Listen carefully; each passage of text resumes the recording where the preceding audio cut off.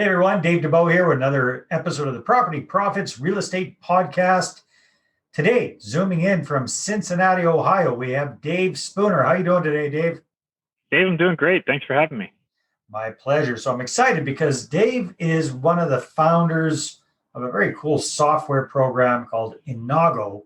And it's for us real estate weirdos, us real estate nerds, us real estate investors, aka landlords, and how to manage our properties and our tenants. So very excited to find out more about that. So, Dave, why don't you just let us know a little bit about yourself and your background and how this whole Inago thing came up and what need it's really filling for people. Yeah, absolutely. I got started in the real estate tech world pretty much right after graduating from Miami University here in Southwest Ohio. Me and a couple other people that graduated from Miami were trying to build a platform that would allow landlords to more easily list and manage, particularly student housing rentals, which is an idea that's, hundreds, maybe thousands of people have had and attempted. And for a wide variety of reasons, it's a really hard thing to nail down. So we tried that for a few years and, had middling success. But one of the things that it did provide me was exposure to a lot of landlords that tend to be small to mid-sized and independent, right? A lot of do-it-yourselfers. Even a lot of property managers that have a portfolio that kind of fits within that range.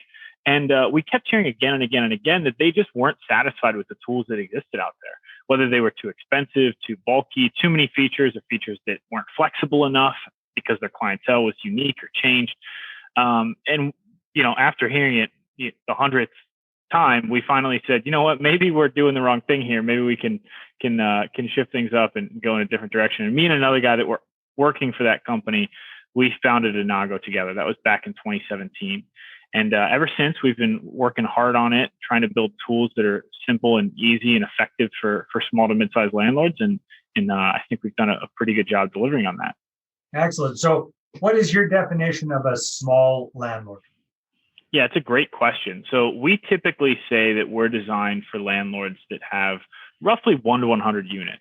Now, 1 to 100. Okay. 1 to 100. That's usually who we're targeting, but that's really who we're targeting from a marketing standpoint. That's the low-hanging fruit, right? That's the easiest people to give our pitch to.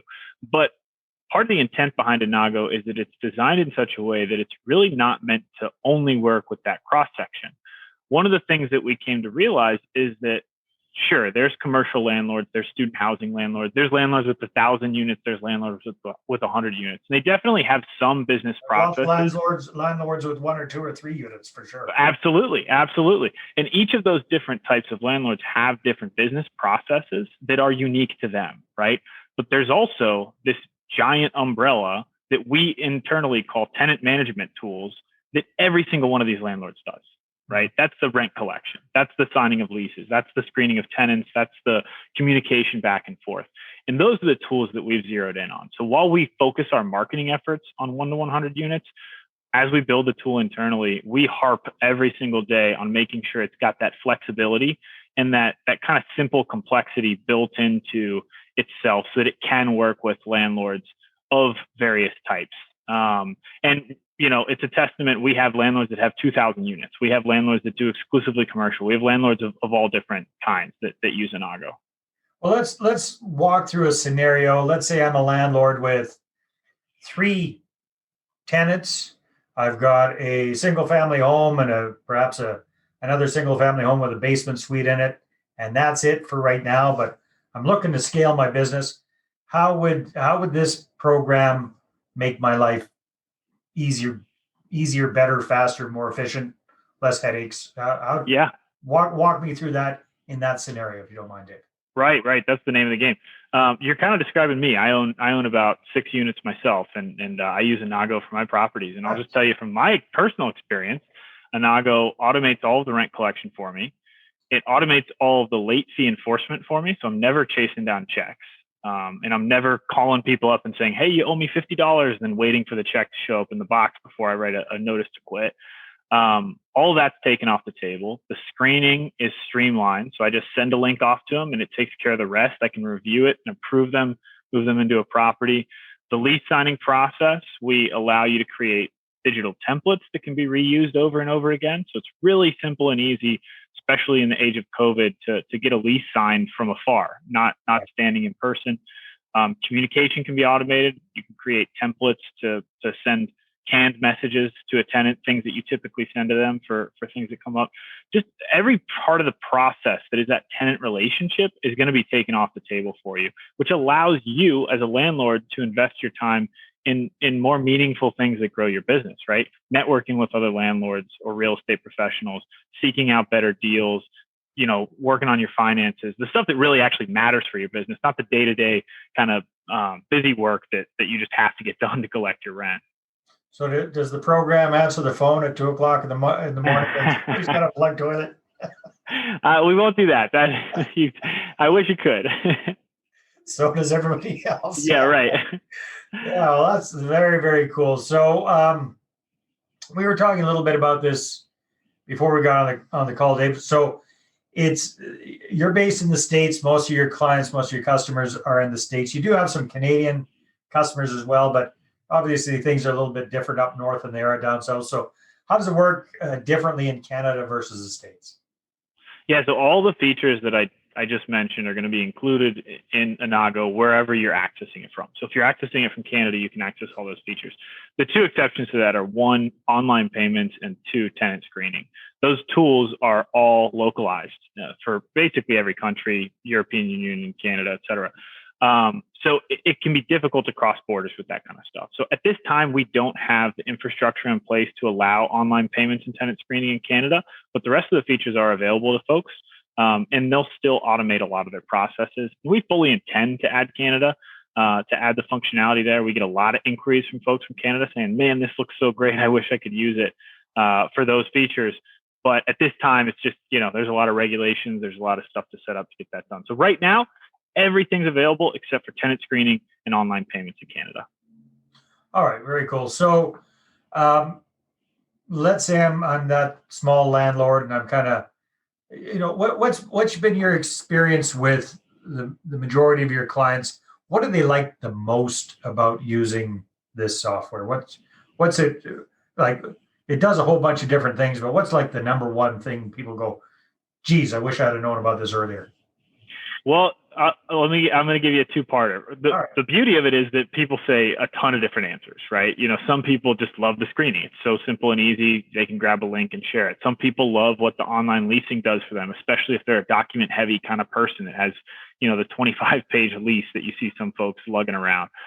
So it depends on what you're looking for, and it does so many things well, which is great. But I'd say one of the more interesting ones that we hear over and over again that I think really changes things once you go digital is that late fee piece of it. So when you're doing things on your own and you're collecting paper checks or they're mailing them in or whatever it may be, let's say you have a late fee that kicks in on the 5th of the month. That's pretty common, $50 on the 5th of the month, right? Traditionally, if you don't have a platform like Innago helping you enforce it, you have to call up the tenant. You have to say, hey, you owe me another $50. Send it in the mail or drop it off to me, or I'm going to evict you, right? And the tenant gets scared. They say, oh boy, I don't want to get evicted. And they cut you a check and they hand it off to you. But 9 times out of 10, that check does not include the late fee that they owe, right?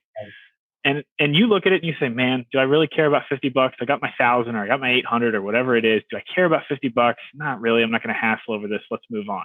Well, you've just taught your tenant a few different things. One, you're going to call them up to let them know when they're late. Two, you're going to give them an opportunity to pay it before they, get evicted. And three, they don't actually have to pay the late fee, right? They don't have to do it. So having all of that automated and enforced by a system that's kind of nameless and faceless, takes the humanity out of that equation, is actually a really, really good thing. And it shows the tenant that you mean business. Doesn't mean you can't waive late fees, but you can do that under your own volition, right? It's not them dictating how that's handled and how that's managed. So that's one that we hear over and over again where people say, man, you've just made the collection process so much easier, even just by automating the communication and the enforcement regarding late fees. Very, very cool. Well, excellent, Dave. Well, it sounds pretty exciting. If people want to find out more about the program and see if it might be a good fit for them, what should they do? Well, they can, of course, go to innago.com. That's INNAGO. You can sign up right from there. There's a ton of resources available there as well. You can also reach out to us on social media. We're generally Innago Software on Twitter, Facebook, Instagram, etc. And people can contact me directly. I'm no stranger. I like to give out my email, actually. It's just Dave, D-A-V-E, @Innago.com. So if anyone has questions, they can shoot me an email, and I do respond personally to those emails. Excellent, Dave. And before we wrap up, is there anything else people should know about the program or about managing their tenants that maybe they don't know, or maybe, over the years that you guys have been doing this and working with so many different landlords and sizes of portfolios, what have been some of the very cool best practices that you've seen come up that you weren't aware of before you started doing this? Well, what I'll say that I've really picked up on from some of the best landlords that I've had the privilege to work with and really learn from and try to replicate in my own real estate investing is really prioritizing a tenant relationship, right? That can mean a lot of different things. For me, just as an example, around the new year, we gave all of our tenants a gift card to local restaurants, right? And we let them know, hey, we're spending some money on some local restaurants for you. We just want to thank you for being great tenants during a really difficult time. And that meant a lot to tenants. It wasn't a lot of money. It certainly wasn't a lot of their rent. We basically just, took some of the money off their rent and turned it into gift cards, but it meant so much to these tenants. We get great recommendations for other tenants from our existing tenants. We have long-term tenants that stick around for a long time. We let them know that we care about our properties, and they in turn care about our properties. So really fostering that relationship with your tenants is such a critical thing to do. And fortunately, Innago makes that easier. You can communicate through Innago. You can automate a lot of that stuff. You can make sure they have a good relationship and experience with you. But even if you don't use Innago, prioritizing that relationship is going to make everything else in real estate investing so much easier. Are you able to send out things like digital gift cards and that sort of thing through the program? Well, you can email and message directly through Innago, so you can attach anything like that. Absolutely. Now you can't purchase the digital gift card, but you could absolutely send it through Innago. No problem. Very cool. Very cool.